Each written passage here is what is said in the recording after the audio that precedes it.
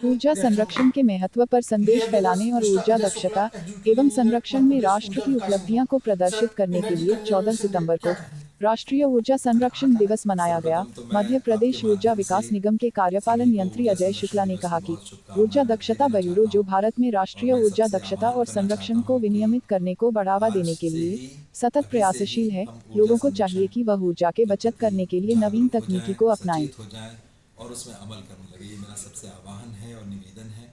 Sir, जैसे देखा जाए आम जनता के लिए ऊर्जा संरक्षण के कौन कौन से तरीके इस तरह के हो सकते हैं?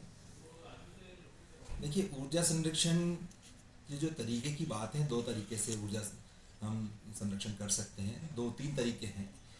एक ऊर्जा संरक्षण का तरीका ये है कि जो हम लोग जितनी ऊर्जा का उपयोग करते हैं उसको हम इफेक्टिवली, मतलब कितना इफिशिएंटली हम उसका उपयोग करते हैं, मतलब हम ऐसे कौन से उपकरण करते हैं जो कम ऊर्जा खपत करते हैं। एक वो तरीका हो सकता है।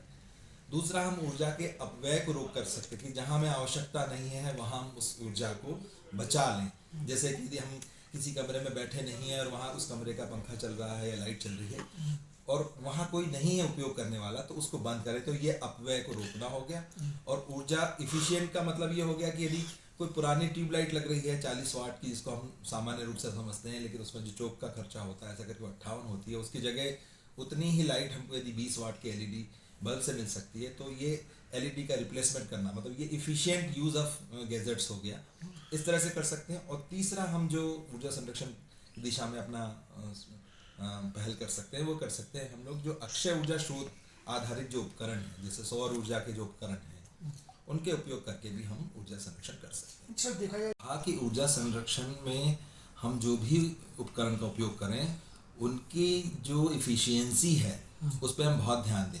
तो जो केंद्र शासन का जो ब्यूरो ऑफ एनर्जी इफिशियंसी है, इस दिशा में बहुत काम कर रहे हैं। और ऐसे उपकरण जो कम ऊर्जा खपत करते हैं, तो स्टार रेटिंग के प्रोडक्ट्स हमारे पास आने लगे हैं। 5 स्टार रेटिंग का मतलब ये होता है कि वो उपकरण सबसे कम ऊर्जा का खपत करके आपको आपके उपयोग के लिए जो भी आवश्यकता है वो पूरी करेंगे। तो ये जो देखिए, हमारे माननीय प्रधानमंत्री जी का आह्वान है, पंचामृत का आह्वान है और ग्रीन एनर्जी के उपयोग का आह्वान है, सस्टेनेबिलिटी का जो आह्वान है, उस दिशा में अक्षय ऊर्जा स्रोत के उपयोग का बढ़ावा देना हम सबकी जवाबदारी है। और शासन बहुत एग्रेसिवली इस दिशा में काम कर रहा है। बड़े बड़े सोलर पार्क्स आ रहे हैं।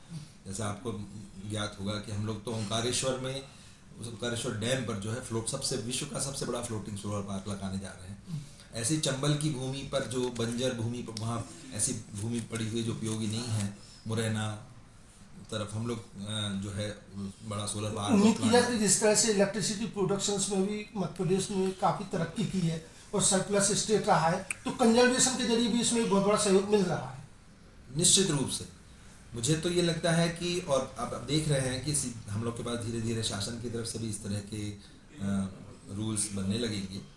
ऊर्जा संरक्षण के माध्यम से ऊर्जा को बचाना ये बहुत ही इम्पॉर्टेंट काम है कि हम ऊर्जा जनरेट तो रिन्यूएबल एनर्जी से करें ही, लेकिन जो ऊर्जा अवेलेबल है, यदि हम उस ऊर्जा का एफिशिएंट यूज़ करें और उसको कंजर्व करें, तो एक प्रकार से ऊर्जा का संरक्षण ही ऊर्जा का उत्पादन भी है। इस अनुरोध करना चाहूँगा कि ऊर्जा संरक्षण के बारे में कुछ भी आपको जानकारी चाहिए हो तो मध्य प्रदेश ऊर्जा विकास निगम से आप संपर्क कर सकते हैं। लेकिन ऊर्जा संरक्षण की दिशा में आप अपने कदम बढ़ाना चालू कर दीजिए और ये सबके हित में है, ये पूरे मानव प्रजाति के हित में है। बहुत